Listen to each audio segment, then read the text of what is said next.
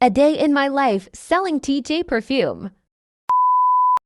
So, hi guys, it's Monday around 6 p.m. na akong angkol nga magpadala unta siya magpalit og perfume. Timing man nga naatay perfume ibaligya, so why not?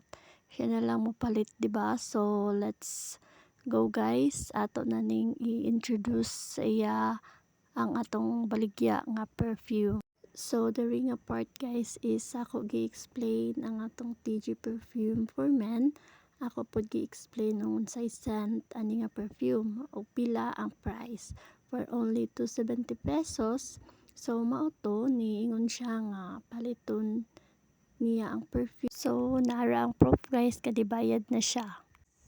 Sa atong day 2 guys, para sa pagpamaligya sa TG perfume for women na po datong gitry og baligya. Diri gi-explain nako ang atong perfume kung unsa siya kahumot, unsa siya ka-affordable like other brand nga too expensive lang. For only 270 pesos na siya humot o pang long last jud nga perfume.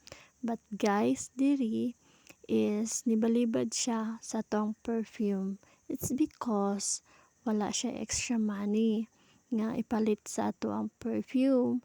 But thankful gyapon kaayo ta kay nisugot siya og naminaw siya about sa ato ang perfume. So salamat kayo sa imong time ma'am sa pagpaminaw sa ato ang perfume or pag-introduce sa ato ang perfume nga ginabaligya. So diri guys is gibalikan ni ma'am atong TG perfume kay lagi humot ug barato ra.